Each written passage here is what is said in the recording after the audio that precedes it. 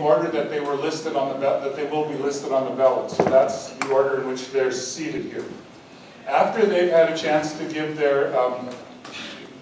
their presentation, their reasons, then there's questions from the floor. We have one microphone, it's right here, and I'd ask that you line up at the mic. I do know that sometimes questions need an introduction, but when you ask a question, please don't make a speech. I may help some of the people asking questions to focus a little where necessary. When you've finished your question, you need to pick somebody to answer first, and then the rest of the candidates will answer in order. And of course, they have every right to pass if they want. I'll repeat these directions once we've had their speeches. In terms of basic understandings, I expect politeness from everyone. No personal attacks, no bad language. I expect the chair to be respected, and the chair will then respect all of you. We need to end, I was told we needed to end at 9, however we will, I think, end at 9:15. So when the questions and answers end, I will invite each candidate to make a closing comment. That will be a One thing I have been told is that the way this building works is that it needs to be empty by 9:30. So if we finish here at 9:15, we will have to move out of the building reasonably quickly. So once we've heard their summaries, then I will close the meeting. So Dawson Creek is a great place. So now let's hear what our candidates have to say about our city. First, Johanna Kunz. I would say. Yeah, okay.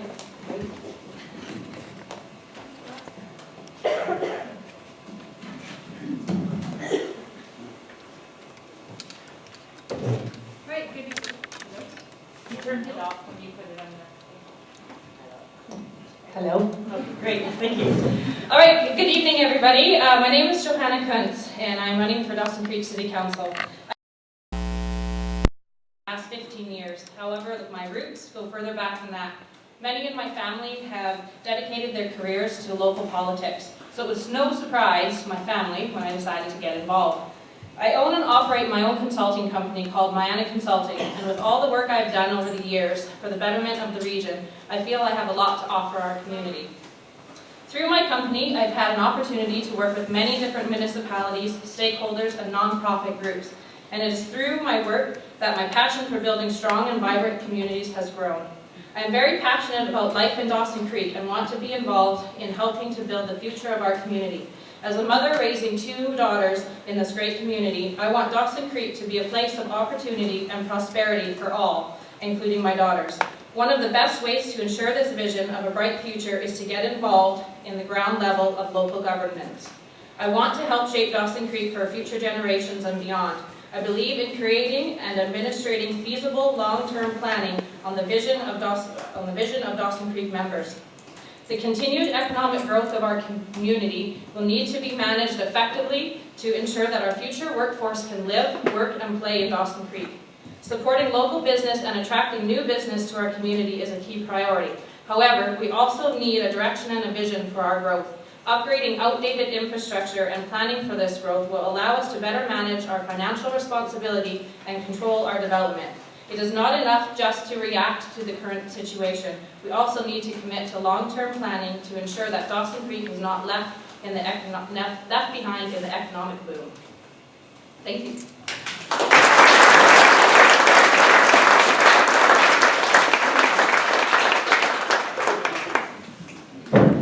Next, Harry McFadden.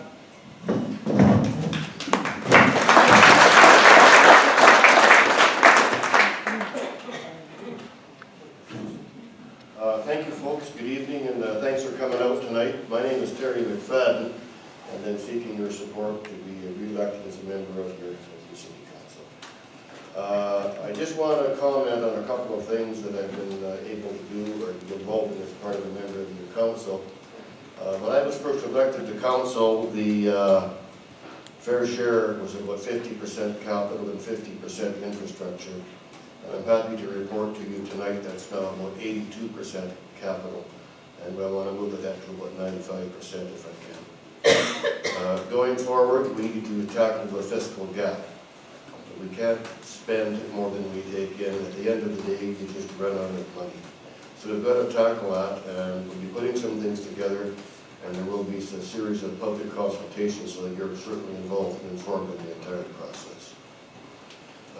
Going forward, no more mega projects. We need to focus on infrastructure, sewer, water, streets, and sidewalks.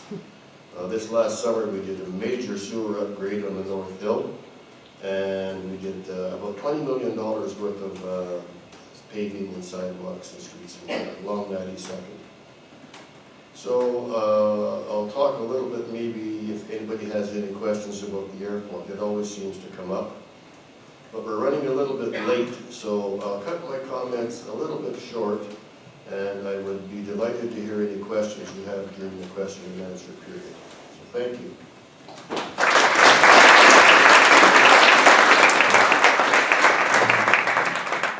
Thank you. Next, we have Kevin Zarif.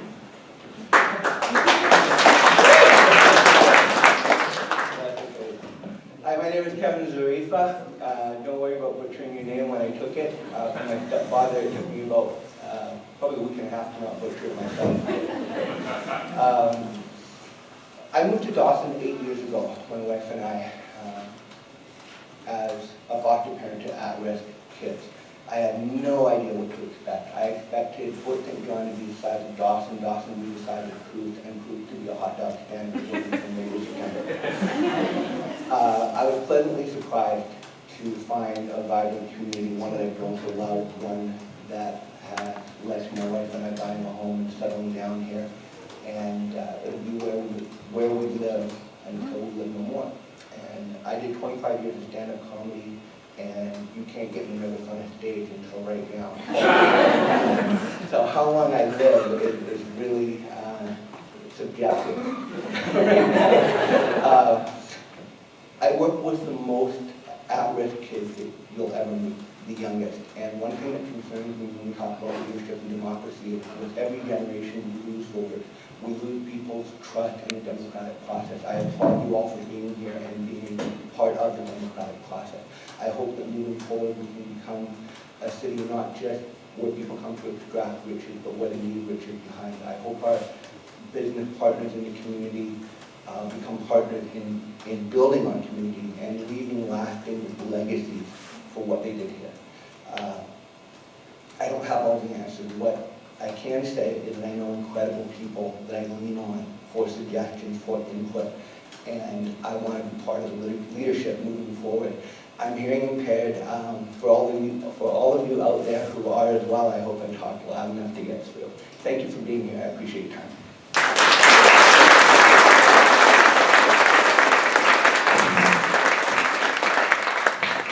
Thank you, Kevin. Next, Justin Pilotuck.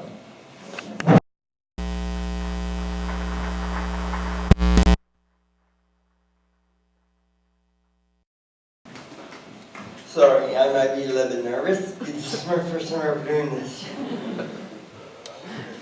The reason why I'm running for city councilman is because I wanted to get more disability housing made in Dawson and low-income housing. And what I've heard and what I researched is the waiting period is like 4.5 years to get into disability housing. So that's a long wait. I don't know what else to say. Okay, I'm Justin Baltuck, and I've lived in this town for 20 years of my life, and I enjoy Dawson Creek. I love living here. And yeah, that's it. That's all I have.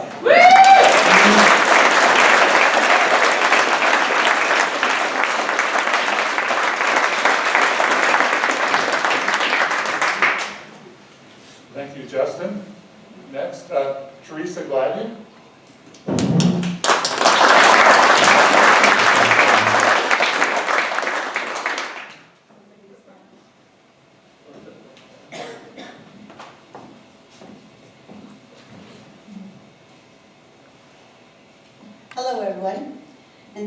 for coming out on this cold and icy night.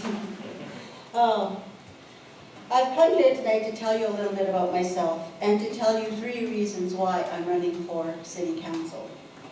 The first reason I'm running is because I love Dawson Creek. It's my home and I care about it.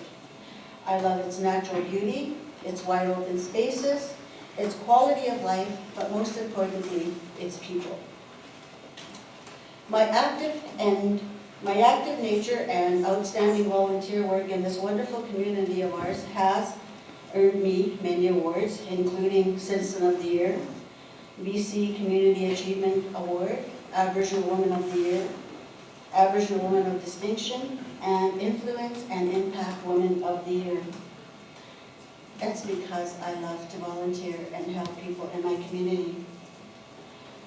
I enjoy making a difference in my community because it's one step to making Dawson Creek a better place to live.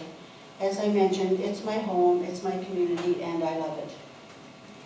Secondly, I'm running because I'm qualified to sit on City Council. With my political experience as City Councilor for Dawson Creek from 2008 to 2011, I come to you prepared and ready to go to work. I can hit the ground running. The learning curve will not be as steep. The transition will not be as hard. And the third reason I'm running is because I was told not to make any promises. They said, whatever you do, do not make any promises. Well, as some of you know, I don't always follow the conventional wisdom. And tonight I'm going to make you a promise. I promise you I will be myself, which is a hard worker who is committed and humble and always willing to lend a hand. I will be that counselor who will ask your questions for you, and I will work hard for our community. So that is my promise to you. So if you could just please put your check in my ballot box, and you'll be glad you voted for me. Thank you.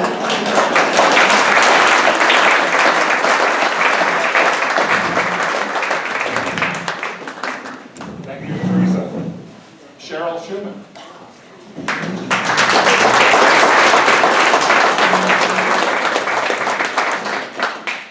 Well, good evening, everyone, and thanks for coming out on this blustery night. So over the next 4 years, I will continue to be committed to engaging the citizens of Dawson Creek on the issues that are important to you, listening to your concerns, advocating for your aspirations, and participating actively in our community. I will continue to advocate for the development of a comprehensive economic development strategy that will see us benefit from the diverse economy of this region. I will support a strategy that not only looks at ways to attract industry and small business to our community, but also looks at ways to make sure that we're attracting the skilled workers and the professionals that we require. We have to actively build on the positives and market our city to the world. We have everything going for us here. When the current boom is over, I want us to come out of it a viable, vibrant, and healthy community, so that, lost my place, so that the future generations have the opportunity to live a good life and prosper here in Dawson Creek. I will continue to demand, on your behalf, the respect from our higher levels of government, not only working to get our fair share dollars, but our fair share of services as well. The feds in the province see a lot of money going into their coffers based on the resource development of our region, and it'd be great to see some of those dollars coming back as services to Dawson Creek. I will continue to advocate for responsible development for our community, residential development that works for families in our neighborhoods, and to plan for commercial and industrial development in the areas that make sense for our growing community today and into the future. I will continue to work hard for you, as I have for the past 6 years. And so on voting day, please vote Cheryl Schumann for a positive, progressive voice on your city council. Thank you.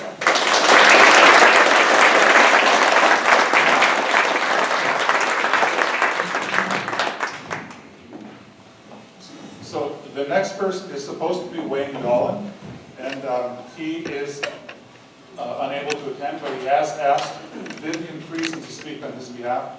She will find her way through the labyrinth back here and will be up in a second.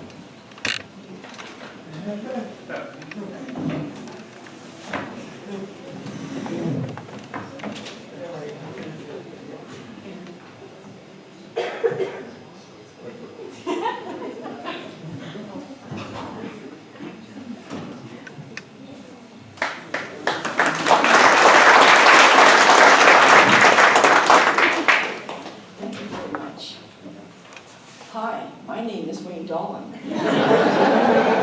Don't know me, I was your former mayor from 2001 until 2005. It was an honor and a privilege to be the mayor of this beautiful, progressive little city. Dawson Creek is my hometown. I have watched our city evolve from a small village to a town and now a city. I marvel at the forefathers, community-minded men and women who over the years have stepped forward to offer up their skills and visions to build our city into what it is today. When one stops to think of the infrastructure we have today, the many amenities we all share and enjoy, amenities built and donated by the community service organizations, we have it all. I want to recognize especially our small and large businesses, the job creators. Not only do they contribute through taxation, but they contribute to the goods and services they offer and purchase. They contribute to the economy through their employees who go to work each day and live and play in our city. They contribute to our many community service organizations and not-for-profit organizations who rely on donations from businesses. It's no wonder that Dawson Creek is the capital of the peace. We should be proud of our city and together work to maintain our status as a place to live, work, and play. On Saturday, November the 15th, you will be tasked with the responsibility of electing a new city council for a 4-year term. The new council will, unlike any other council in our history, be mandated to direct our city on a path that is going to see unprecedented growth should all of the speculations of the spin-offs from the LNG, Site C, and further resource development come to fruition. I believe we have one kick at the can, so to speak, to ready ourselves for the impending boom, so we better get it right.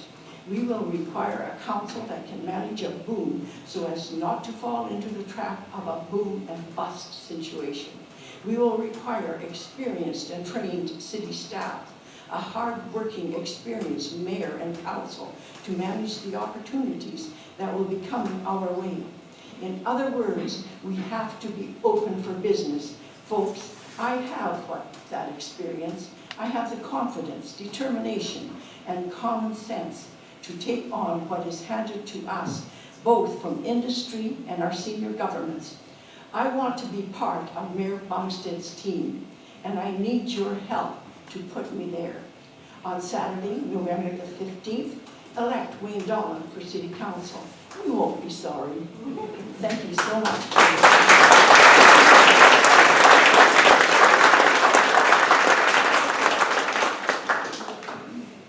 Thank you, Wayne. Next, Mark Rogers.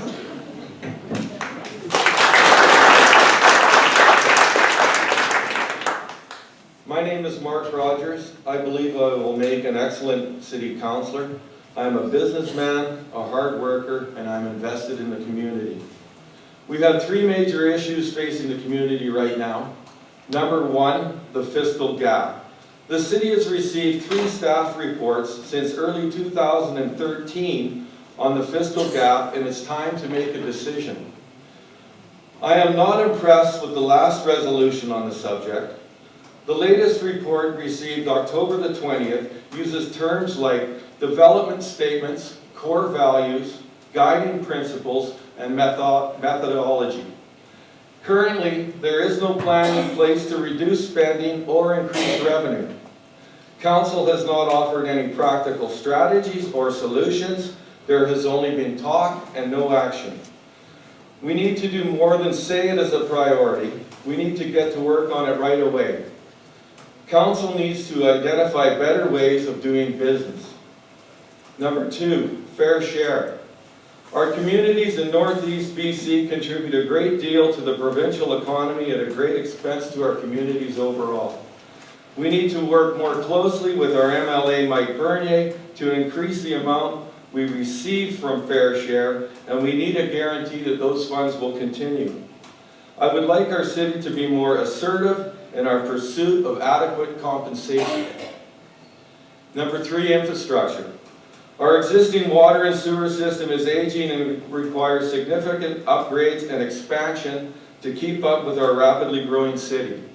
We must address the fiscal gap and fair share funding issue to increase our ability to meet this demand. I would be happy to discuss any other issues that are important to you, and I would appreciate your vote on November the 15th. My name is Mark Rogers.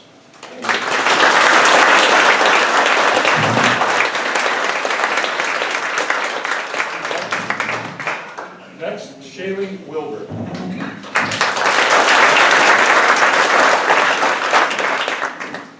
Welcome and thank you for coming out this evening. As we mentioned, for those of you that don't know me, my name is Shaylee Wilbur, and for those of you that do, a few things have changed since I stood before you 3 years ago. I'm a little smaller, my hair is a little longer, and my eye doctor says I do actually need these. So I know you want to hear my platform. Well, I haven't changed. What you see is what you get, and I'm a listener. A couple of examples. When the community was concerned about Rotary Lake, I listened and I brought that voice forward to council. And most recently, the community has spoke out about secondary suites, rooming houses, and parking issues. And again, I brought those voices forward to council. This community is your family. It is your friends, and it is your neighborhoods. And it is your money. And I've heard from many of you that we need to have a focus on the basics, and that is our infrastructure. We must embrace the changes coming at us as a result from oil and gas, but we must also keep in mind that the voice of agriculture, logging, small business, and trucking, to name a few, are the very core foundation of this community. I am not going to make you promises that I cannot keep. Each person you elect will be one vote, and those decisions will be debated out in the council chambers. And just like 3 years ago, my door is still open for an inclusive conversation. Your input is important, and I will continue my promise to hear what you say and bring it forward to council. You matter, and I would be truly honored to represent you for 4 years. Thank you.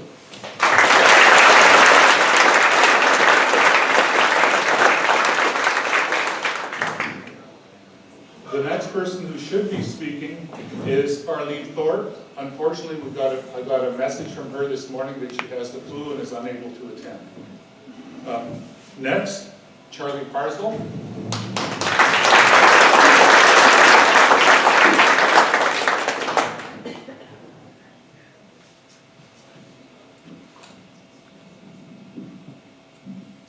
Can you hear me okay?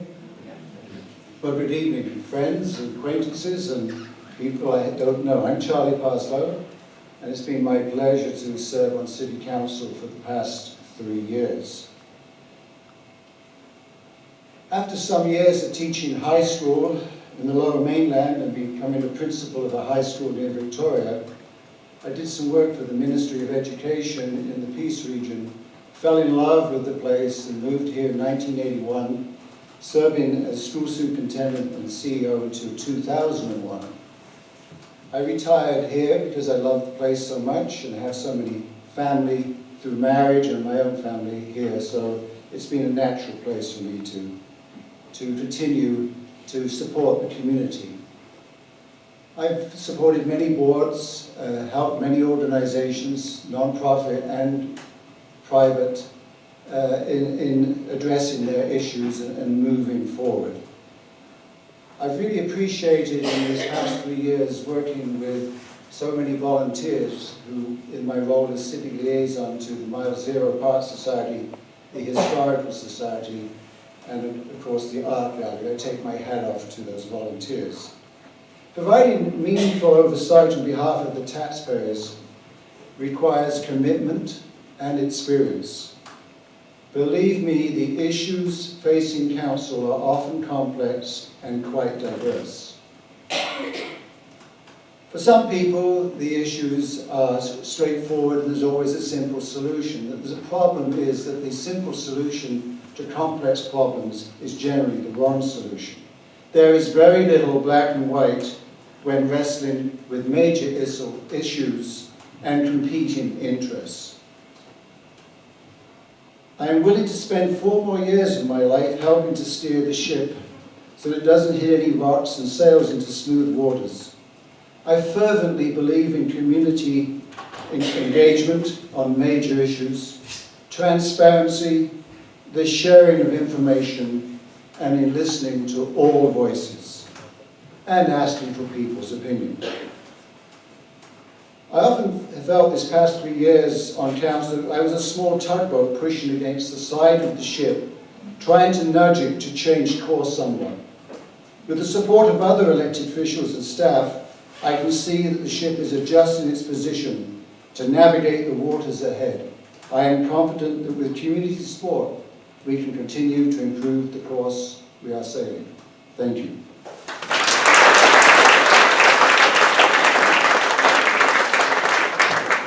Thank you. Paul Tabapka.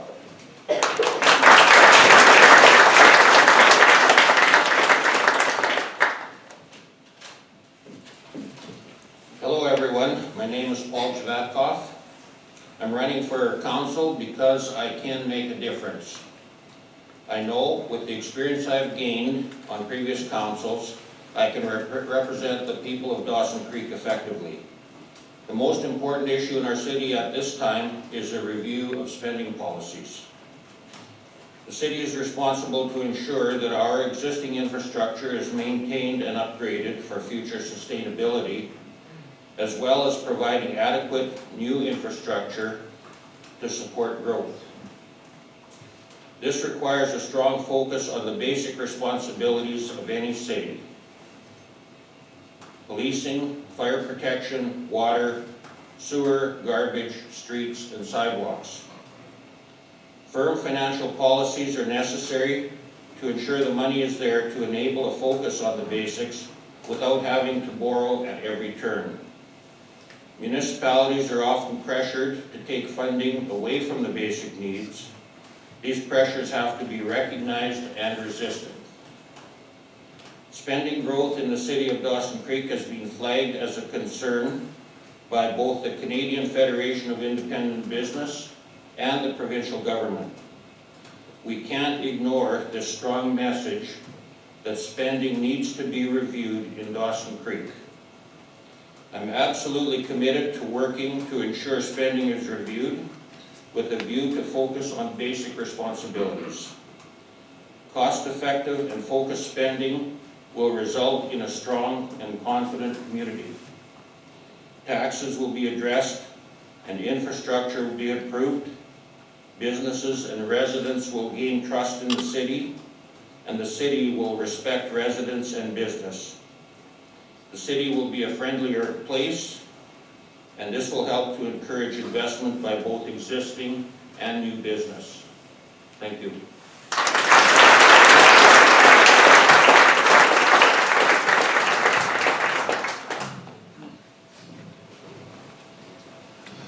Thank you all. So we're now getting to the question and answer section, and I'll repeat the instructions in a moment. The first thing that we'll have to figure out is whether this group here can learn to cooperate. We have only one microphone, and we have a lot of glass on the table, so I think they should be able to work it out.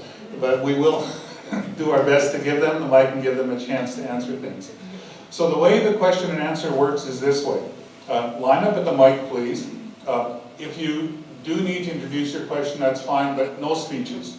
And focus on getting a question, because we want to hear what they have to say about it. And if it seems to drag on, I'll do my best to try to help focus your question for you.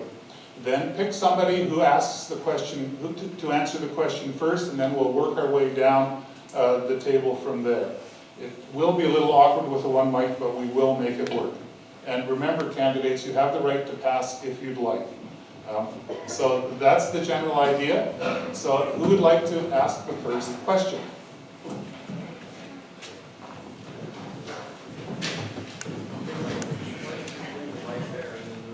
Just line up.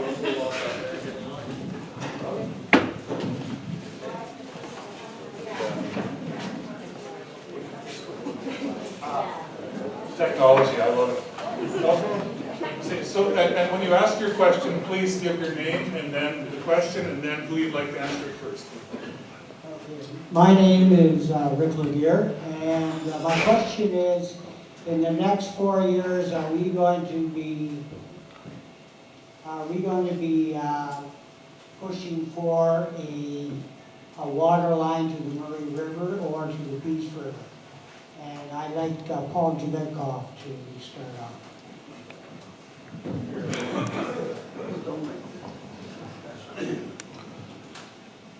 This is on me, okay, thanks. Thank you for the question. Water, to me, is one of the highest priority issues in the city. Without water, we can't attract new business. We're not prepared for future opportunities that we don't even know exist yet. Yes, we will have drinking water because we have sufficient drinking water now. But to expect the city to go to the Peace River or go to the Murray River in a year or 2 years, I think is unrealistic. To me, this is a 10-year project. First, you have to determine where you're going to get the water. That could take a couple years because you have to deal with the provincial government. Then you have to determine how you're going to get the water here. That takes a lot of land work with landowners and pipeline routing. You also have to look at options for possibly including other companies, oil companies or BC Hydro, for example. So that's 4 years right there. Overall, to me, this is a 10-year project. This is not something that we can do immediately. The cost that was calculated a couple years ago was around 60 million. I believe if we take this over a 10-year project, we can put the money together to do that job.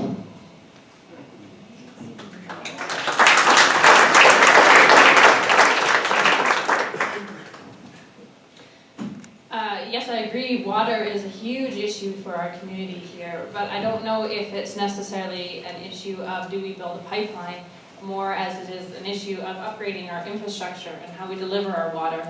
I think that our projected population growth for the area can sustain ourselves with our current water system, but it's how do we deliver the water and how do we get the infrastructure upgraded so that there's new areas and development that will receive, water and get it to all the residents within our community as we grow.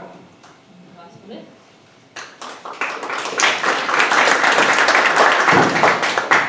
In my view, we don't have a supply problem, we have a distribution problem. Assume for the moment that we had a 5-foot pipeline or a 10-foot pipeline of fresh water sitting at our water intake, what would we do with it? The reservoirs are full, the treatment plant is full, the water lines are full. What would we do with it? And secondly, our water treatment plant was specifically designed to treat the muddy, turbidity water from the Cascade. The water from the Peace or the Pine is very clear, but full of minerals. It would need major increases to our plant just to treat the water. Long term, it may be a good idea, but certainly not within the 4 years that the gentleman applied to. But right now, it's distribution. This past summer, we put in the Loran booster and the Loran freshwater tank up on the hill. Our next area of concern has to be over in the southwest, what I'll refer to as the Hanson property. Before much can go on over there, we're going to require some upgrades and some more booster plants. So a pipeline to the Murray and the Peace within the next 4 years is, I don't think, going to happen. I shouldn't say not going to happen because I may not be here to make the decision, but I don't think it'll happen in 4 years either. I think Paul's quite right about that. That's a long-term project. Did I get carried away, Kathleen?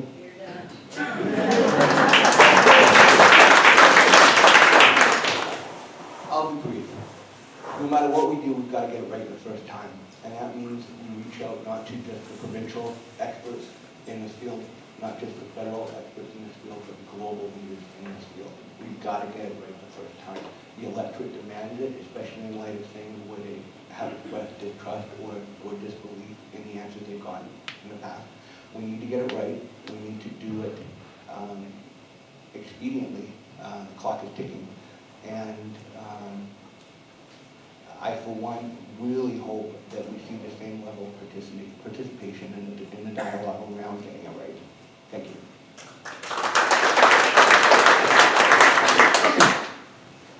Water, it's such a precious commodity. I believe that we need to focus on our water supply with the new developments that are going on as well. We need to sort that out, and we're going to have a consultation about how we're going to do that. The pipeline is going to take, as Paul said, it's going to take 10 years. So we need to look at the now of where are we going to get our money to update our infrastructure, and how are we going to get the distribution going. I think those are the things that we should be concerned about, and that we should be council should be working towards. Thank you.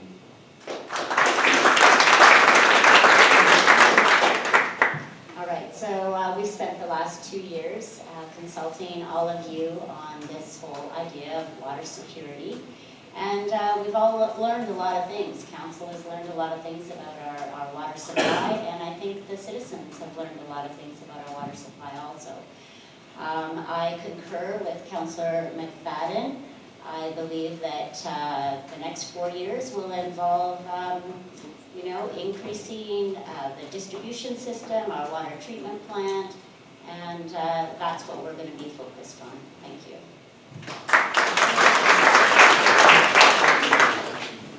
Realistically, without dealing with the fiscal gap, you don't have money for a pipeline right now anyway. I can't see you having money for a pipeline in 4 years. Where is the $50 to $80 million for this pipeline going to come from? And the only place I can really think of it coming from would be probably from fair share. So it goes back to what I was saying. Sort out the fiscal gap, sort out the fair share, and then you can talk about a pipeline.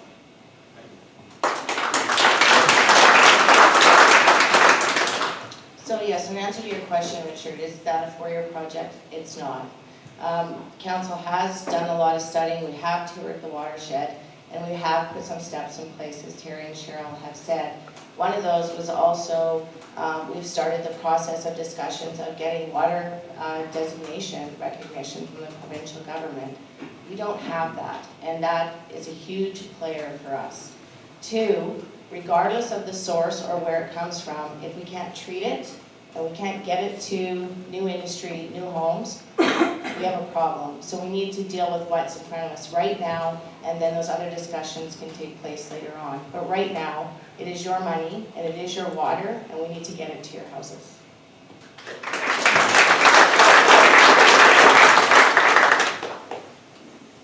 Well, I agree with many of the things that have been said, and I don't wish to point in a particular direction, but many of the things that said are, in my view, right on.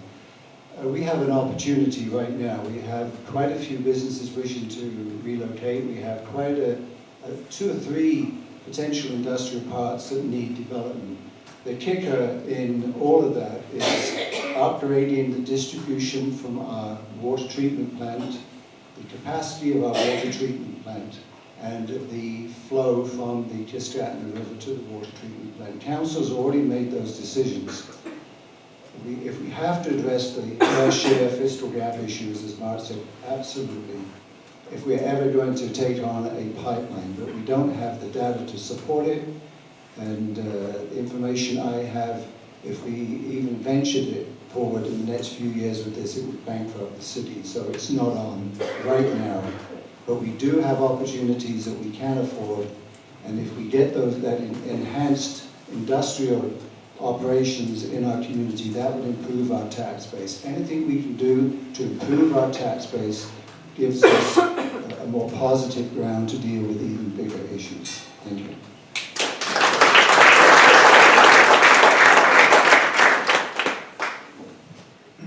Surprise, an environmental question? Name first.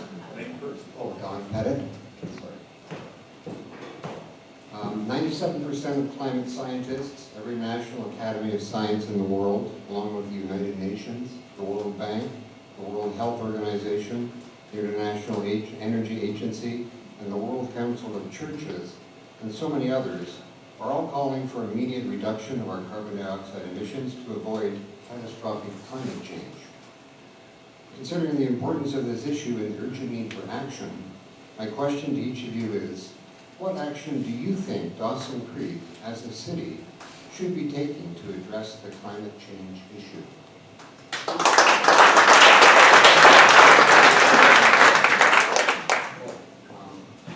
I'm going to say something that might No, no, wait, we'll do it. Sorry. Who do you want to go first? Paul, would you like to start? It's coming your way, Paul.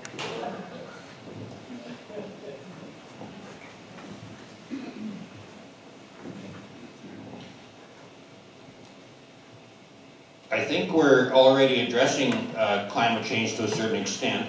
My only concern is that what we do here needs to be cost effective. I don't think with the 70,000 people in Northeast BC that we are going to change anything globally. I think we have to be realistic, and there are some things that we can do that are cost effective. A lot of it is already being done, and you know, as far as I'm concerned, if something is presented that is cost effective to the city, then we should take it on. But as far as expecting our population in Northeast BC to change anything globally, I think it's a dream.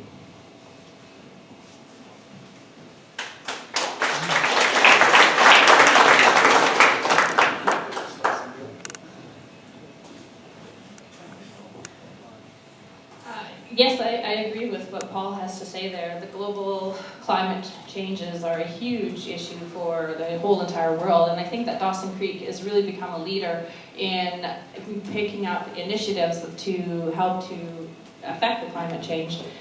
But I don't know if there's necessarily a plan that we can roll out that is effectively going to change, you know, the overall view of the climate change across the world. But I think that Dawson Creek is doing some great initiatives already, and as long as we can continue to be forward-thinking and planning for the future, then I'm sure that we can have an effect locally on our community. Thank you.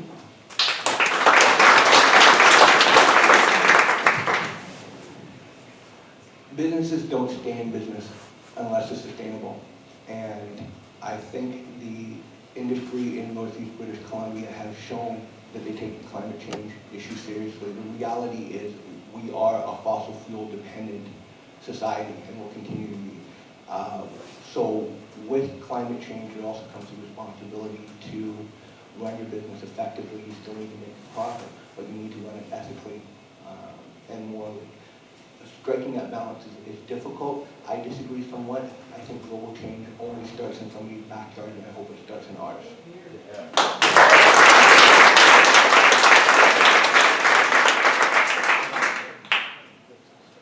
I agree with Joanne that Dawson Creek has done a lot, and with the help of Don as well, bringing in solutions to the problems. He's contributed a great deal to it, but I believe that it begins with us. We can implement all the plans out there that we want.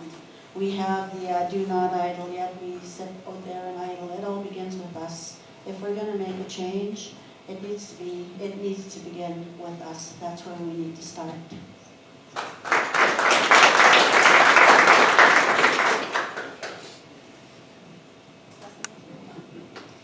All right, thanks for the question, Dawn. We're doing a lot of things already. First of all, we can reduce our greenhouse gas emissions within our city by making our buildings energy efficient. And we've been working on that for many years, actually. Every bit of gas that we don't burn in our facilities is reducing our greenhouse gas emissions. And guess what, people? It's saving you money also. So you can say that we're not going to do anything on a global level because we're just a small amount of people, but I think that Dawson Creek can be leaders.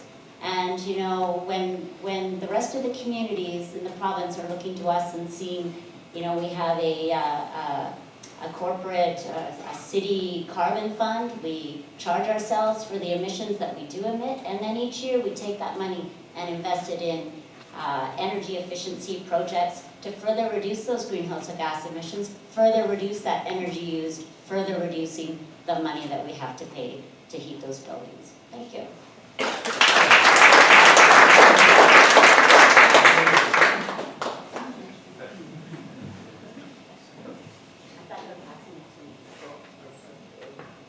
We are sustainable, Dawson Creek. Most of the buildings in town, yes, there are solar panels on, yes, their pumps have been changed out, and that is actually great. We are a leader. If somebody actually has an idea on what things that the city could be doing to lessen the carbon footprint, that's always something great to look at and great to discuss. But if we can't afford it, then I would have to say no.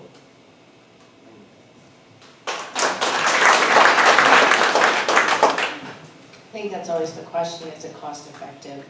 Something my grandfather always said, and I guess it comes true with this, is you start at home with family, then you move into community, and you grow from there. So to lower our emissions, the city does do things, they have been doing things. I've been to many conferences where we're recognized as leaders, and I get that. But we also have our rain barrel program and our composting program that you can get for at home. And so maybe part of that change is us just advocating and educating our community and not incurring further costs, because realistically, regardless of what the city does, it does start at home. Thank you.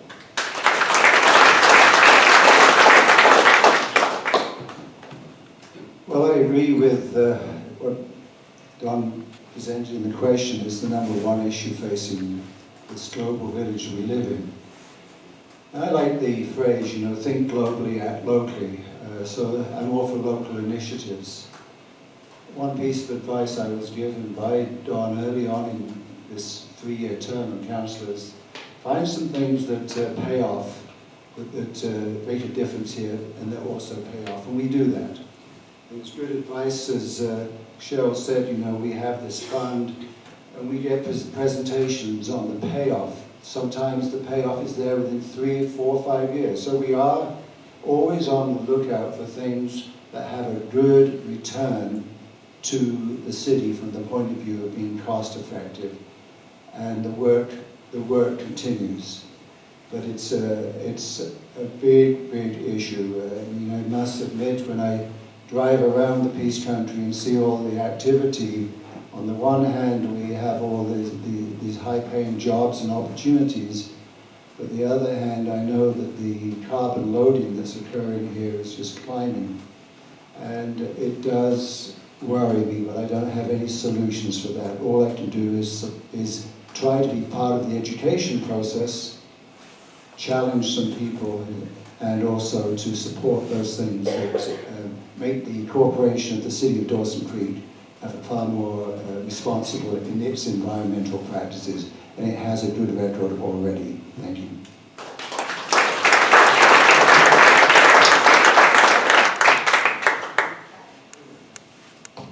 So my name is Chelsea Modishaw, and I have a question that may seem trivial to people here or to more citizens in Dawson Creek. I have a question about the curbside recycling program. It's something that amongst my peers is of high importance, and I think to new families who are moving here from down south or other communities where this is a program in place, it is very important. So I'm going to put this first to Terry. Thank you very much. I can see that coming. I know that young lady very well. She's one of our ward stewards. I voted against curbside recycling when the matter came before council. I don't know when it was, last spring. And I'll tell you why. When you go down and buy a jug of milk at Safeway or a newspaper, somewhere in that price there's a little fee. It may only be 2 or 3 cents that's charged for environmental cleanup. The producer of that item is responsible for the cost of recycling it. The provincial government said they had to start doing that, so they organized MMBC. And then went around the province and asked you how much more you wanted to pay for curbside recycling. No, enough already. They're already collecting that tax when they sell the product. It's their responsibility. They can pay for it themselves. And I am going to get what for saying this, and some of my colleagues sitting to my left. We're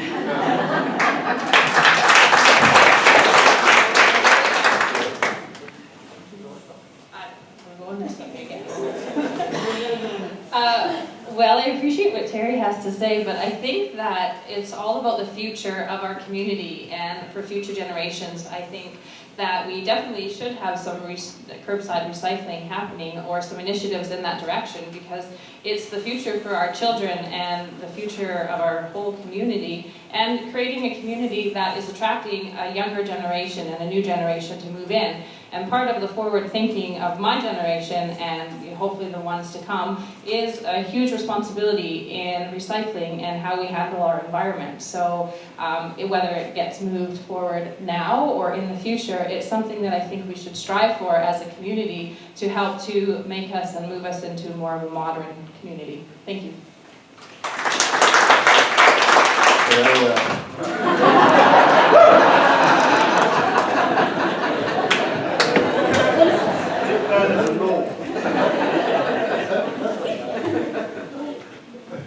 I guess the way I see recycling, it's a personal thing. I mean, we recycle, whatever we recycle. My wife does most of it.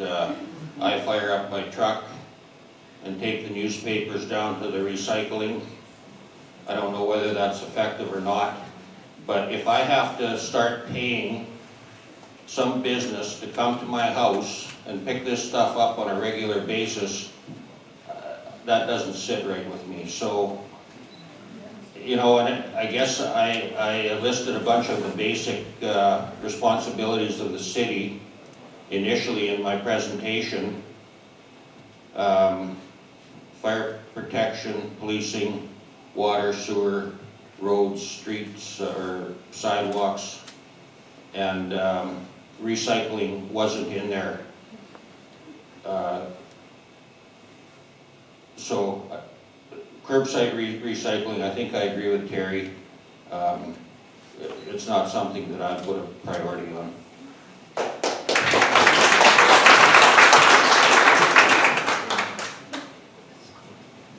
Well, curbside recycling is something that will be facing the next council for sure. It has to.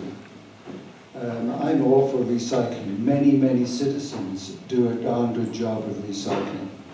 When this came before council, it was very clear from my research that again, the provincial government was downloading onto municipalities something that it should be taking care of from the point of view of completely funding it, because as Terry correctly states, under the statutes, it's the producers of this stuff that are supposed to pay for its recycling. Also, it was in my gut that there were some hidden costs here. And I noticed with interest, maybe you noticed, that the city of Fort St. John is moving forward with recycling, but is forking out close to $1 million in capital outlay.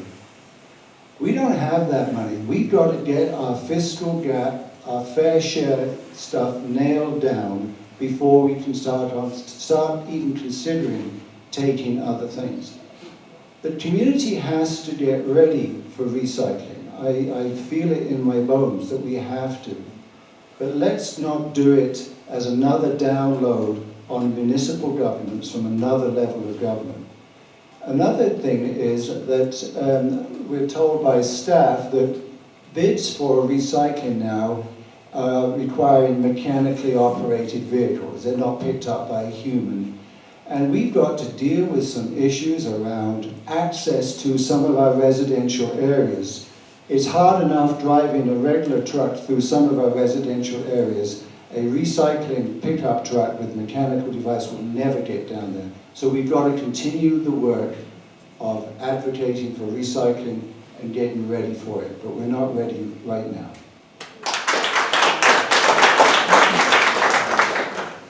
This feels like deja vu. We're in council and Terry says something and then Charlie says something and then I'm like, they covered it all. Charlie has mentioned something. It is something that we're going to have to look at. It is going to come back at us, but there's something else that we have to keep in mind. You know, we shop local, and we do have a local facility that takes our recycling, and we want to support them. And I myself just recently learned that, you know, when we have those lovely brown bins around town that everybody takes their recycling to, that actually goes to Fort St. John. That money doesn't stay here. So that was one of the things that came to mind to me when we voted on it, and I concur with what Terry said, and him and I were on that same page. It would be great to have, but I do not think that we should be downloaded on, and then we have to download on you. It just was not the right time, but it is something worth looking at in the future when we have everything put in place as it should be.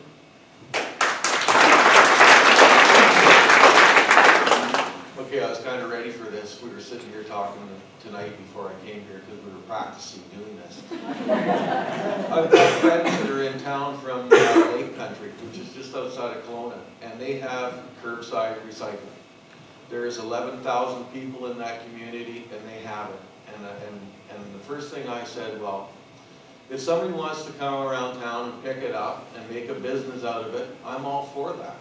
But as far as the city paying and subsidizing somebody's business to pick up the recycling, I'm not for it.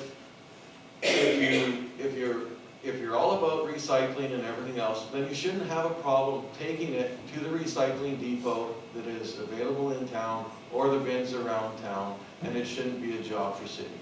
Thank you.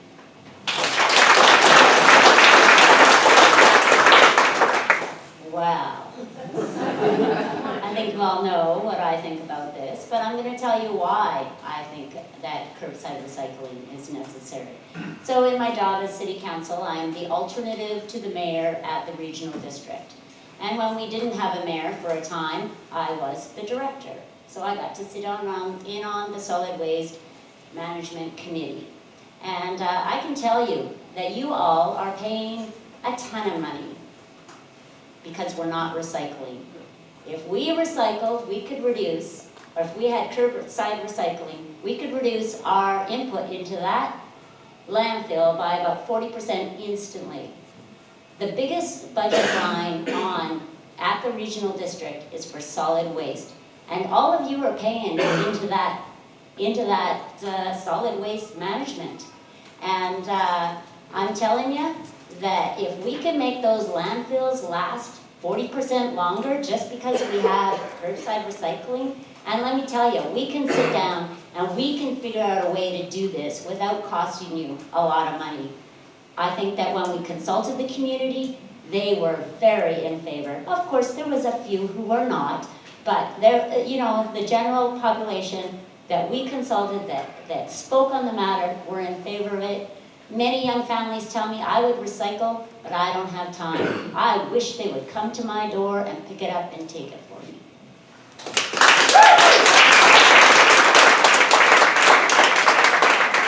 I agree with everything that Cheryl said.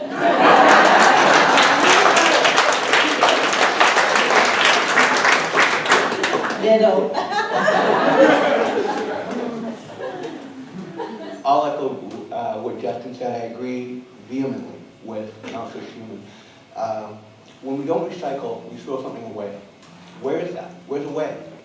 Okay, Councilor Schumann knows where a way is. And we've all been in the community, not in my backyard. We've seen somebody's backyard, but it's not right. We are behind the times. Someone is donating when it comes to curbside recycling, and I know it'll cost money, I know these things to work out, but we need to get there. I work out of a residential setting in a fairly new home, and we didn't have a recycling program among our staff. I went to City Hall looking for a blue box. I got there to find out there were no blue boxes, and it reminded me that this is the first community I've lived in that doesn't have curbside recycling. We need to get on board with it.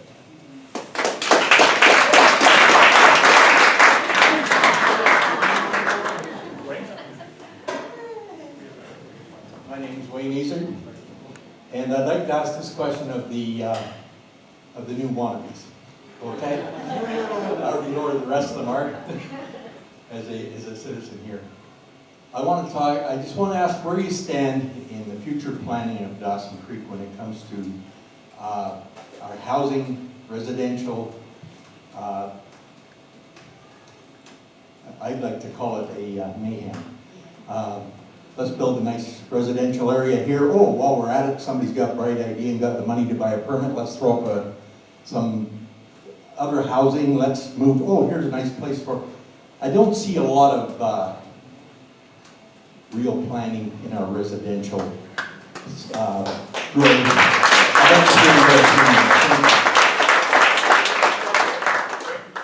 one of the new. No, you pick. It's your job. I'll take it.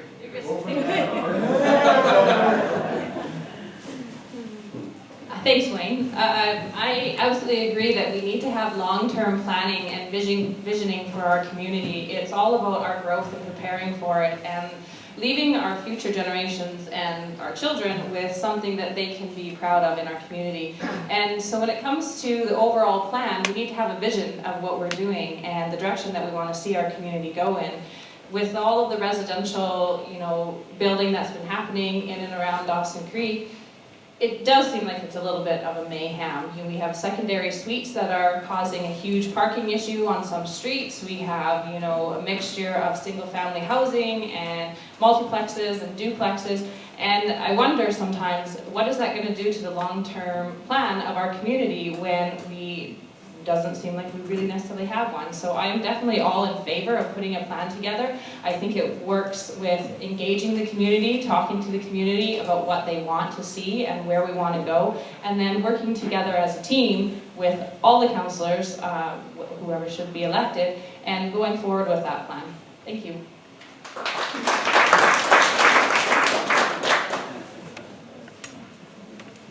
We are both a big small town and a small big city, and we have the challenges that go with it. We want growth. Growth is great.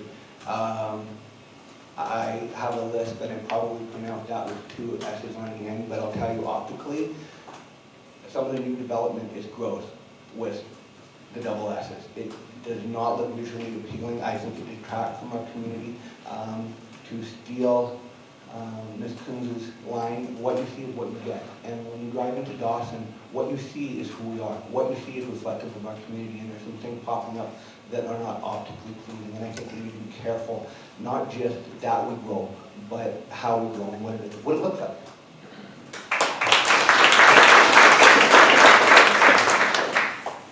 It's a mess.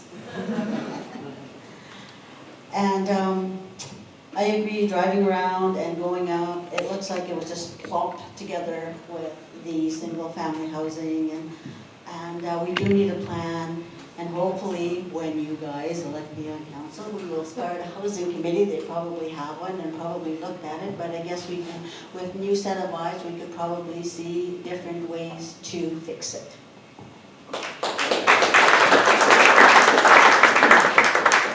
Yeah, I agree with Teresa here. I'm just agreeing with everybody tonight, because I don't know what to say. But yeah, the housing is kind of a mess too. But I agree with Teresa here that we should start a committee of housing and saying, okay, we can put it here, we can put it there, we can put it here, we can put it anywhere we want. So that's my stand on it.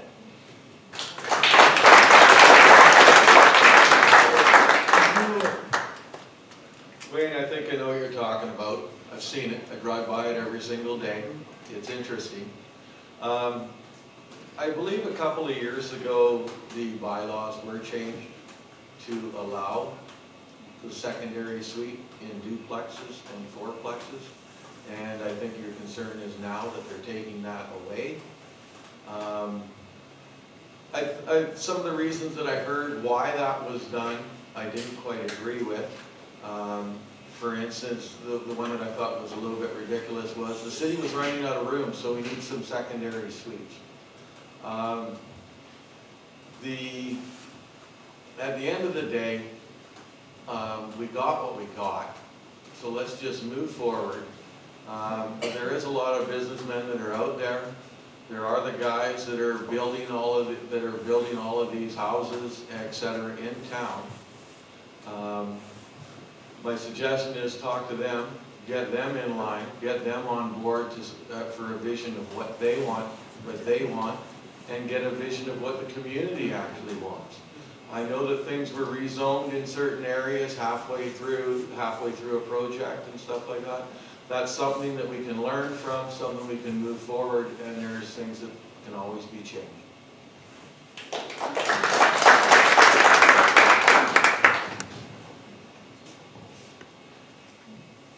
I guess there is some sort of ad hoc zoning changes that happen, but for the most part, I think, you know, with the original zoning, that is a form of a plan. And with the new subdivisions, like on 8th Street and 17th, those subdivisions are planned. The city requires them to be designed, and they get approved, and they proceed that way. I guess one of the things that we have to be careful of is that, you know, when somebody comes in and they want to invest money here, you know, they're the ones that are investing the money. They're the ones that are sticking their neck out and taking the risk. And, you know, to a certain extent, you have to accommodate them if you expect to get the investment. But that's not saying that you do that in every case. There are some, you know, some, especially apartment type buildings that are, you know, I think we're a little bit misguided. At least one I know for sure.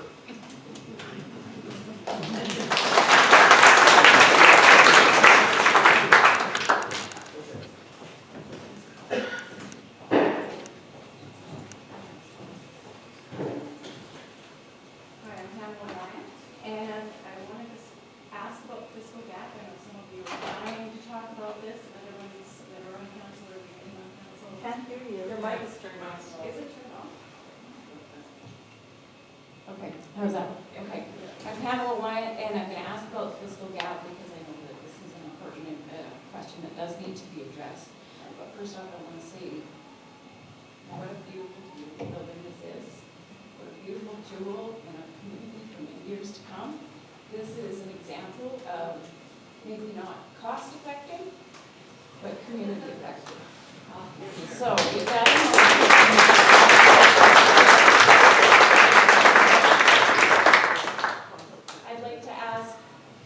about the fiscal gap, this does have to be addressed. What would each of you say is going to be the primary focus? And I understand it's a complicated thing. We need to increase money, we need to maybe cut. But what will be your primary focus if you get onto council? Where do you think is the place to start to address this gap? Who goes first? Let's start with you, Hannah.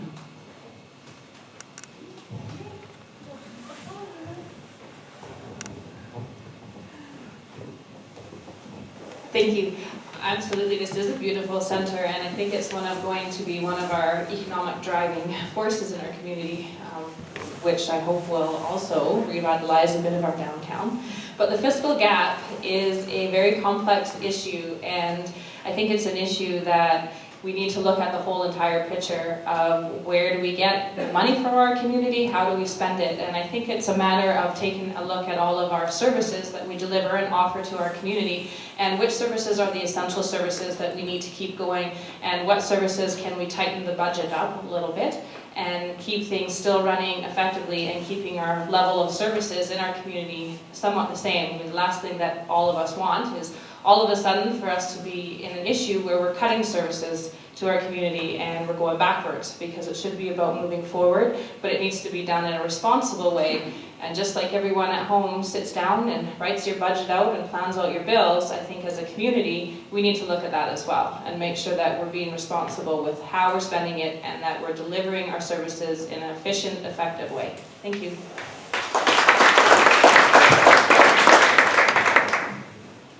Thank you. Well, simply put, it's just You know, over a period of time, you spend more than you take in, and eventually there's a big gap there. It's a problem that plagues every municipality right across the country. We're one of the very few, in my mind, that are actually tackling it. There is quite a lengthy report on the fiscal gap, and I'm pretty sure it's... Yeah, I think it's on our website. I would encourage you to all go and grab it and look at it. So we have to look at what we're spending, and it's going to be really tough because groups always come forward and they have a need, and their need in their mind is the most important thing in the world, and to them it is. It's tough decisions have to be made. Long term, I'd like to move us towards the Australian model. In Australia, municipalities are required by law that every time they acquire a capital asset, they must immediately start a sinking fund to pay for it. So if we paved 102nd Avenue, and that was good for 10 years or 15 years, they would have to figure out what that might cost in 10 or 15 years and start putting the money aside today so they're not caught and borrowing for it in 10 or 15 years. It's a very complicated issue, but you should look at the website and read the report. It's quite interesting.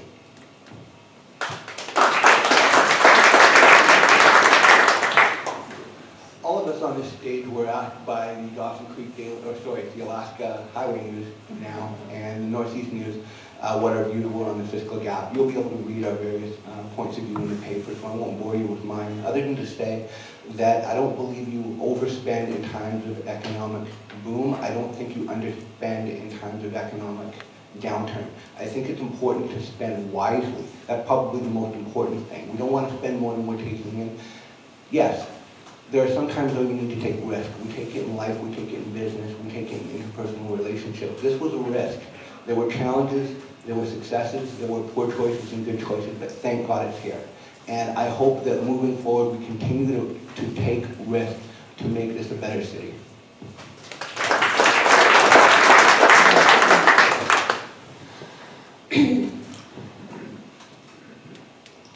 It's always a budget issue. It's like Terry said, sometimes there's more, we spend more money than we have. But all of you also play a part in that, because when it comes down to budgeting, they have budget consultations, and your input is always solicited. So when you come to the budget consultations, we need to hear your voice. When I was on council, we hardly had anyone there, so we went ahead with what we had. And so if you would like to really address this, in my opinion, if you'd really like to address this fiscal gap, please come to the consultation meetings, familiarize yourself with the budget, and help us with it. Thank you. All right, so fiscal gap is a big topic for many. For me, it's a balancing act, and the city has to balance the expectations of the citizens with our core needs, our infrastructure and operational needs. And every year, even if we spent no money extra, the cost of doing business in this city goes up. And so we need to figure out ways that we can keep this all sustainable. We have to respect that we do have to have a quality of life in this town. You start slashing services, slashing things that make it a good place to live, and nobody's going to want to live here. We have to spend money. We also have to, just consider the sustainability of it. And we will tackle the fiscal gap. That is something that we're committed to. And we'll need you along for the ride. You're going to have to come and help us to understand what it is that you need and what we can do working together on this. Thanks. I need more than 2 minutes. I could use maybe an hour on this. Every community that is dealing with the fiscal gap right now, do they receive fair share money from the government? I don't think so. And when other countries that have this fiscal gap problem, other cities that have this fiscal gap problem, they're not in a so-called boom situation right now. Usually you see that in an economy that is starting to slow down. It's really not complicated how to sort out the fiscal gap.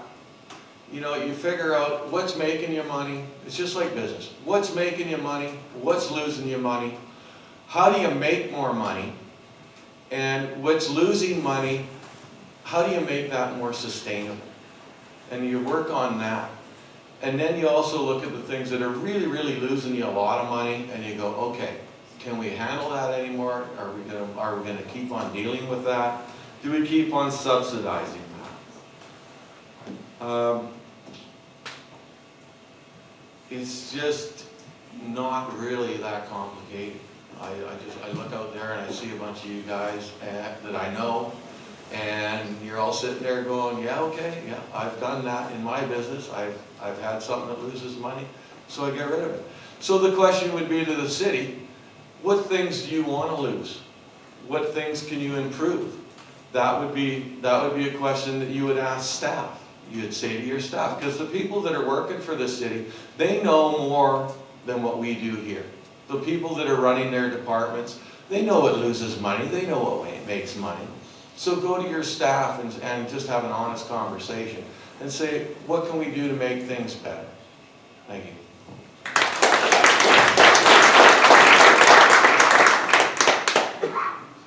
So yes, the fiscal gap. So I will say, whoever you elect, the first thing they're going to do after getting thrown into budget is start strategic priorities. And the number one thing on that list is the discussion of the fiscal gap. So that discussion is going to happen. It's going to happen with your council, it's going to happen with staff, and it's going to happen with you. The tricky part for council is going to be that each of you and each of us here have interests. And none of us want to give up a part of our interests. We won't mind if someone else has to give a part up of something we're not involved in, but we don't want to give up something of what we're involved in. And that's going to be the big question. So we do have to have a quality of life. There are things that we can change, and I'm sure there's some fat that can be trimmed to close that fiscal gap. I do not think that we should consider any more large projects for a long time until we get things put back together and maybe focus on the basics. It's going to be a long discussion. You are going to be a part of it, and it has to happen. And so the rest of my answer will, as Kevin said, is in the paper. So I'll leave it at that.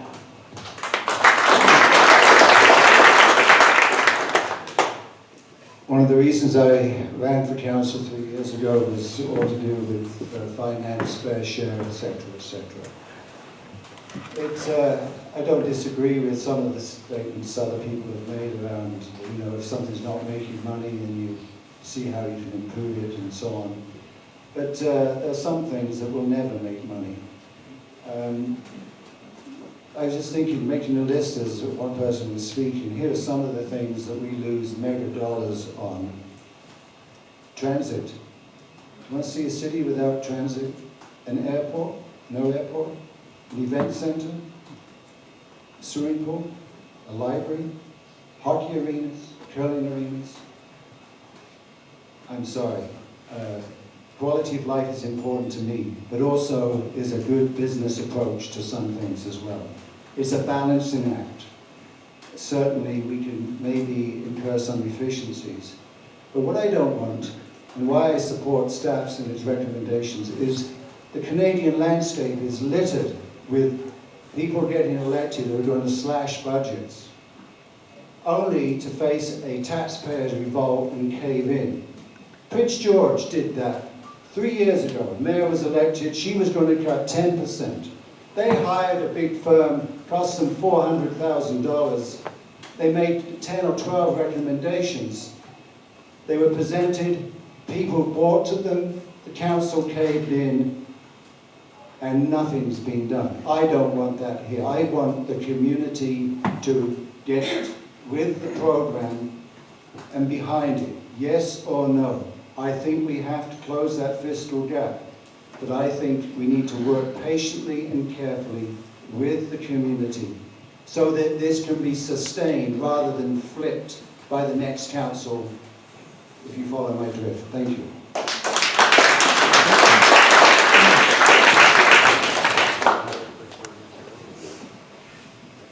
For the first thing, I don't support hiring more consultants. I think we have to cut back on that, and that's part of the money.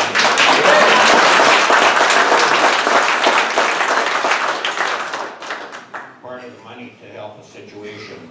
I guess the term fiscal gap, maybe I don't understand what it means, but to me, it's quite simple. It's an equation. Spending equals revenue. The city has a unique option. They can always increase the tax rate and get more money. So, yeah, I hear from especially businesses that the taxes are choking them now. So I don't think that's a good option. So to deal with the shortfall in revenue, I think what you have to do is look at, first you have to look at waste, duplication. You have to look at services. Like I said earlier, there are a lot of things that the city faces that take money away from the basics.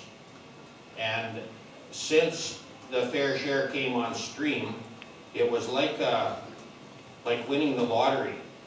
You know, a lot of people asked for a lot of things, and a lot of those things have cost a lot of money year after year after year. So that has to be looked at. And user fees for some of the facilities. You know, I mean, I had a gentleman talk to me and he said, you know, I could go swimming for $4, and I don't know if that's the rate now, but this is a guy that's making $100,000 a year. He could go and swim all day for $4. You know, that's something that could be addressed. But anyways, to me, it's very simple. Spending equals revenue, and I sure don't want to see taxes go up to provide more revenue. I think we have to look at other things to reduce spending, and I don't mean to reduce spending and eliminate spending, but let's focus on the important things like sewer and water and stuff so that we don't have to borrow money for that.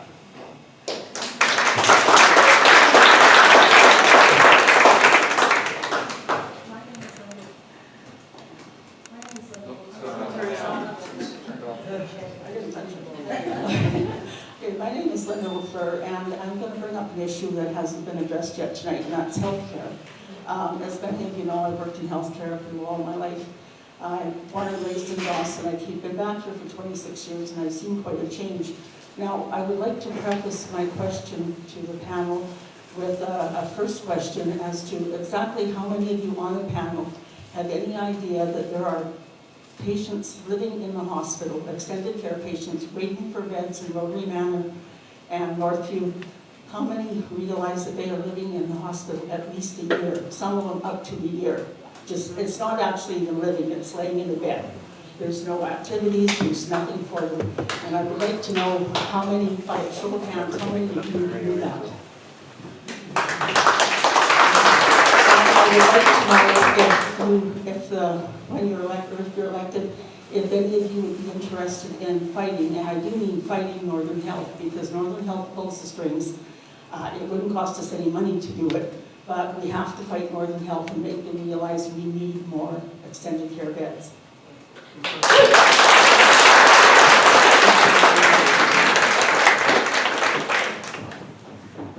I agree that healthcare is a huge issue in this region, and I was not aware of the extended waits that people face in the hospitals, but that does seem like it is quite a super, super long time, and that's unfortunate that people have to spend their time and their life doing that. So thank you very much for making that point. Yeah, I've been aware of that, Linda, for some time, and we have had talks with Northern Health as recently as September, and that was always a hot topic item. But I may have a solution. I think the old KPAC area would be a great place for a supported, another Southview or assisted living place up in that part of town. It's on the bus route. It's a great spot. Yeah, they did take a look at fixing up one of the facilities out in Poos, and apparently it would cost too much money. But yeah, it's been, and we have engagement with our MLA about it, but it's just a never-ending battle.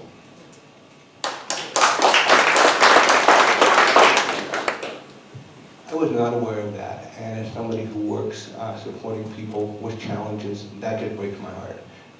To be a great place to live, you need to be a great place to live, and nobody should have to live like that. We face a crisis in attracting healthcare professionals up here. Healthcare professionals are people. They want to live in a community that provides them a quality of life. We need to market this community better, not just for its resource sector, but for its recreational opportunities, for what you can do in the summer, for what you can do in the winter, for how you can raise your kids. That will attract healthcare professionals, and we'll see growth in care.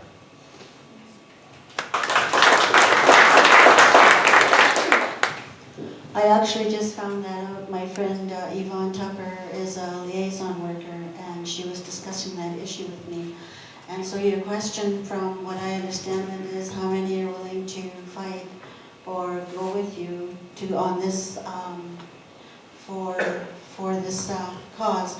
So, elected or not, if you start a committee, I definitely will join and I will help you. Thank you.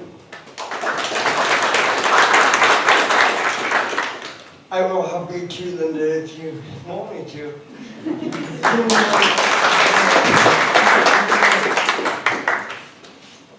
So I have a background in long-term care. I've worked with seniors, well, pretty much my entire adult life, and I know full well that we don't have enough beds in our community for the seniors that need them. When I did my schooling way back in the 80s, they were telling us we needed to have this much by the time the baby boomers started hitting long-term care. And I haven't seen that happening. I mean, I think they started out and they were going to do it, but it didn't come to fruition. We have lovely facilities in this town, but they're not enough. The area up the old Grandview area, we would like to, I think that current council, you know, kind of chuck that idea around about having that land available to do something perhaps with BC Housing to provide more assisted living. And I really like that idea, and I think that we need to fight. We need to stick up for our seniors. It used to be that our seniors out in the rural areas and around town, you know, they'd get to a certain age and then they'd retire off to Parksville or Victoria or somewhere warmer. Well, that's not happening now. They're retiring here in Dawson Creek, and you know, they should be able to do that. And so I absolutely will help with that fight. Thank you.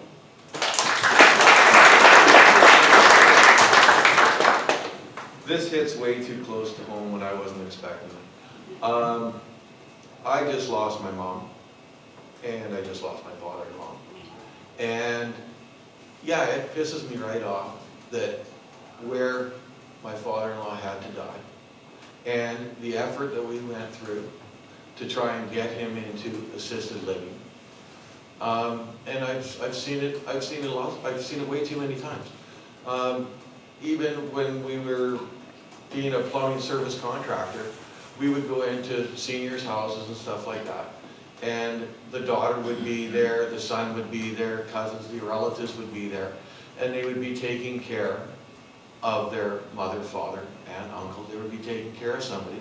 And they would be retrofitting their bathrooms to make it so that these people could stay at home. And they would tell me, I really wish we could get them into assisted living, but this is what we have to do. So yes, it's really stressful for the families. And yes, I believe that there should be more effort put into getting more places for these people to stay. Thank you.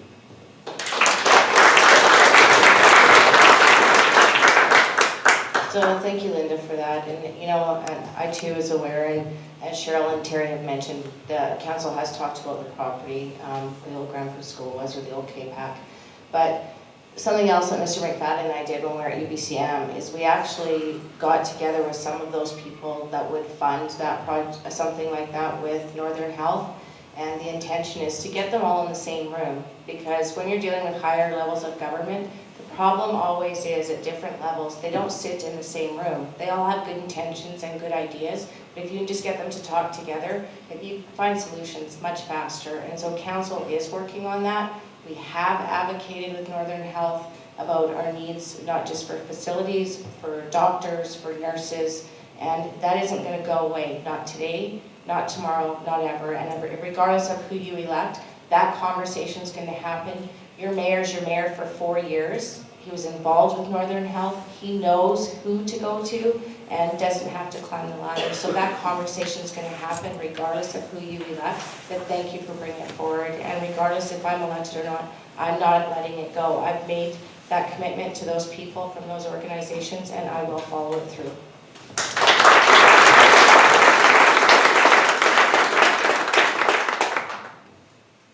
The provincial government maybe 3, maybe 6 years ago identified the need for 5,000 long-term care beds in the province. If you follow the many articles about this, that number has not been broached at all. It's a major, major provincial issue, and it manifests itself in every community.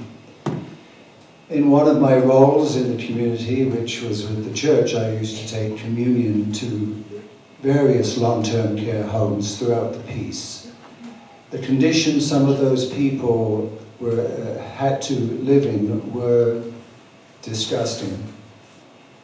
Yes, we do have some much improved facilities. I'm not just talking about disgusting Dawson Creek, I'm talking around the piece. I went everywhere. I have done a lot of things to try to provide support services for seniors and for people who need long-term care and intermediate care.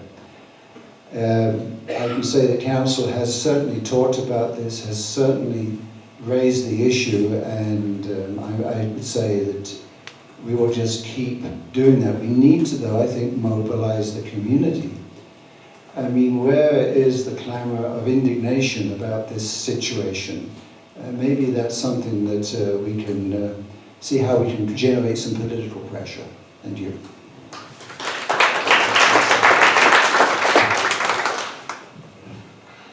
I agree. I think it's political pressure that you need. Northern Health, I've taken some issues to Northern Health myself, and I had no success at all. We offered to build a heliport at the hospital at no cost to Northern Health. We were turned down. We were actually told that they did not want a heliport. We were told that that 1 hour, the magic 1 hour, was nonsense, didn't exist. And yet I see every day helicopters down in Lower Mainland evacuating people that are hurt in car accidents and that type of thing. So Northern Health, I think you have to get political, and we've got an MLA here. We've got a mayor that has access to ministers, and I think that's the way that we have to go. Maybe a bunch of us drawing up some placards and walking in front of Mike Bernier's office might help, if we could get a few of us to do it. But that's almost, it's tough to do too. People don't want to do that. So, it's an issue, obviously, and Northern Health, I don't think, I wouldn't waste my time going to Northern Health personally. They're the ones that do the job, but they are actually funded by the government.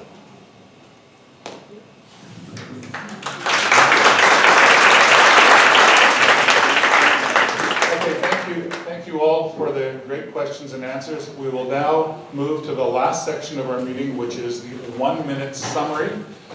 This time, since Paul has the mic, I will start at his end and work it towards me. So this is a chance for a 1-minute summary from each of the panelists or candidates, after which time our meeting will come to a pleasant end. Paul? Yeah, well, I'd like to thank everybody for coming out tonight and listening. It was a lot of good comments here tonight. I guess I'd just like to touch on one issue, and that's water.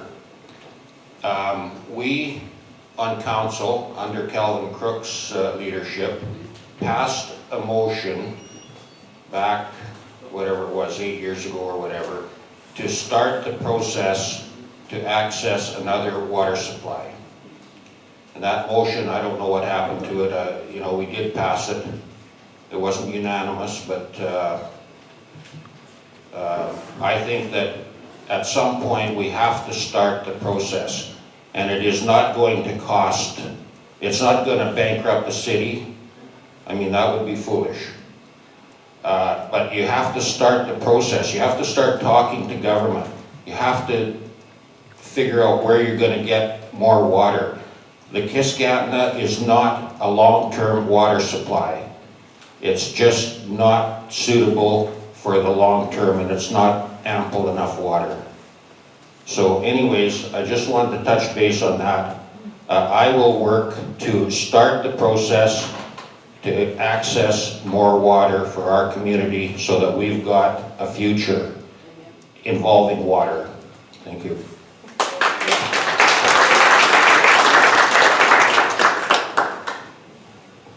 The city is blessed with a committed and skilled staff. I've really come to appreciate their talent and commitment. If the city has the right blend of leadership in governance, I believe it will have the capacity to deal with the big issues. Let me remind you of the big issues. Fair share. We have a long way to go with weaning ourselves off fair share for operating purposes. It's crazy to live on a grant for operating purposes. We need to engage in major infrastructure upgrades. Complete the sewers, complete the water distribution system, and start dealing with our capital replacement.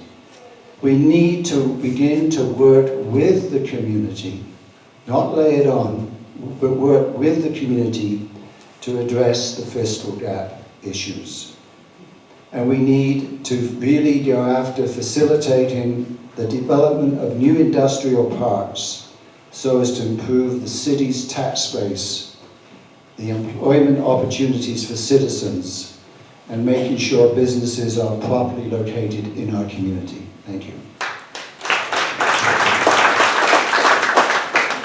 I too would like to thank you again for coming out this evening. Shows your dedication to the community. And I agree that fiscal gap is going to be a strong conversation that we're going to have moving forward. I think we need to look at our basic infrastructure, and I do agree we need to put fair share where it belongs. But I also think that we need to take the time to just engage with our public to see what you see as your future, what concerns you, and sometimes we don't always do that in a way that reaches you. So I will continue to strive for that. And yes, I will even continue to check the WTF page and let's discuss Dawson Creek politics, because those voices count too. But I also think we need to embrace investors coming in and increasing our tax base. And I think that we need to communicate better with each other, and that means you communicating with each other and coming back to us. Come in groups, your voice is louder, we listen. But thank you, and I just want to end with Linda, the healthcare issue. That's a huge thing for me, with just recently losing my father as well, Mark, so I get it. I will not let that go. And again, thank you for coming out, and don't forget to vote. Tell your neighbors to vote, regardless of who you're voting for, the 5th, the 12th, and the 15th. Thank you.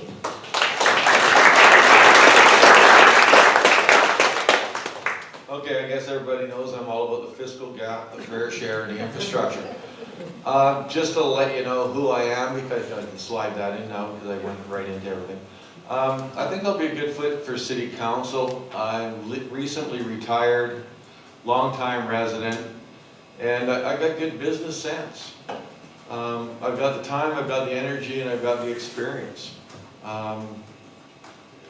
When it comes to tough questions, I'll ask them. You want to hear tough answers? I'll give it to you straight. I'm pretty plain talking for some of those that know me, and some of you that don't, you'll find it out. I'll do my due diligence to research and gain full understanding of the issues and vote responsibly in the best interest of Dawson Creek. Thank you.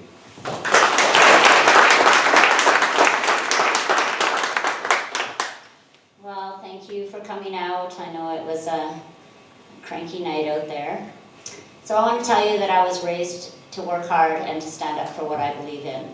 And I can tell you that I believe in Dawson Creek, and I will work very hard for you over the next 4 years. I have deep roots here. My family came here in 1898. My great-grandfather set up a trading post. I like to say he's the first small businessman of the region. You know what? I've worked very hard over the last 6 years on council, representing Dawson Creek with a very positive attitude, locally, regionally, and provincially, to make sure that we can continue to work, raise our families, and retire in our community. I care about ensuring our quality of life, providing good service, and being fiscally responsible. I will engage you, listen to your concerns, make careful considerations, and communicate with you at every opportunity. On November 15th, please consider voting for Cheryl Schumann for City Council. Thank you. Hello, everybody again. I would like to thank everybody for coming out on this miserable evening. And my closing remark is, I will work hard for you. I'm your community voice. I'm going in there for the disabled people and for the disabled people, because I'm disabled myself. I got a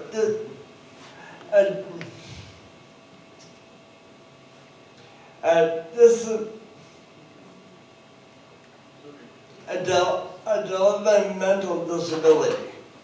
So I'm going in for those guys that don't have a voice for themselves. So vote for me, Justin Palta, on November 15th, the 5th, and the 12th.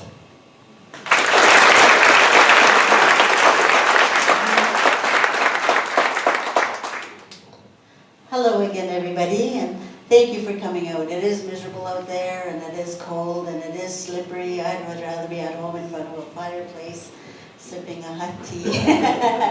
But I've learned a lot tonight from listening to everybody that's been on the council and everybody that's new. I don't have a platform. My main platform is a community. I like to listen to people, and I like to work with people, and that's what I'm going in there for, because I want to help. I want to help my community grow. I want to help my community have a good plan for our housing. I want to just be able to help in any way that I can. That's what I am. I'm a helper. And that's what I would like to do. So please come out and vote for Teresa Gladue, and you'll be glad you did. Thank you.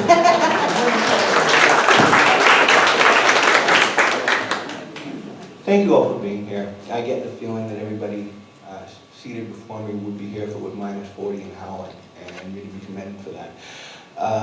Fiscal gap, fair share, water, infrastructure, resources, our proximity to Alberta and how it impacts our business community. Those are all huge, vital issues moving forward. The one I want to touch on really briefly, and that is that it's, again, in front of me is some of the most intelligent people I've met in this community.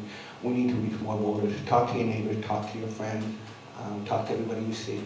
I hope in 4 years that this building is packed, that there are people in the aisles, there's standing room only, and people are involved in the political process, because the truth is, on November 16th, I'd rather find out that I finished 13th behind everybody here and 10 write-in votes for a cat with record turnout than get the most votes with record low. We need to be an involved community. Thank you for being here.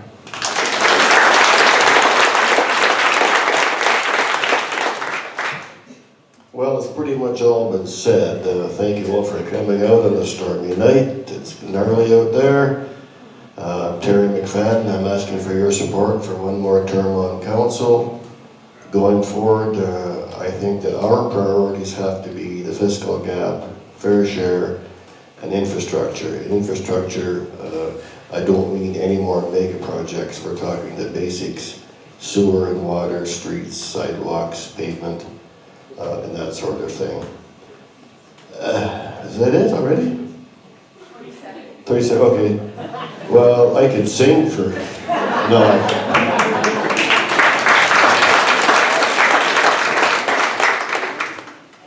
Yes, thank you to everybody that ventured out this evening to come and listen. And I also want to say thank you to everybody that's sitting up here. It takes a lot of courage, and I admire everybody for putting their self forward and helping to build a stronger community. And that's what I'm all about, is wanting to be involved in the whole process. I believe in our community. I raise my children in this community. I run my business in this community. And it's all about the long-term planning and where are we headed and where are we going. And it also involves everybody to be involved and get out and vote and tell your friends and neighbors and everybody. And it's been an honor and a privilege to be sitting here with all of you folks up here. Thank you very much.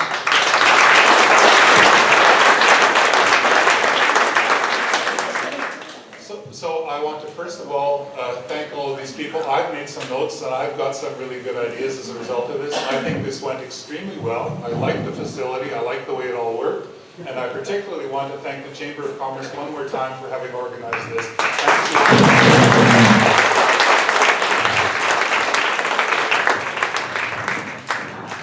Thank you very much. One quick thing before you go. Please join me in giving a big round of applause to this evening's moderator.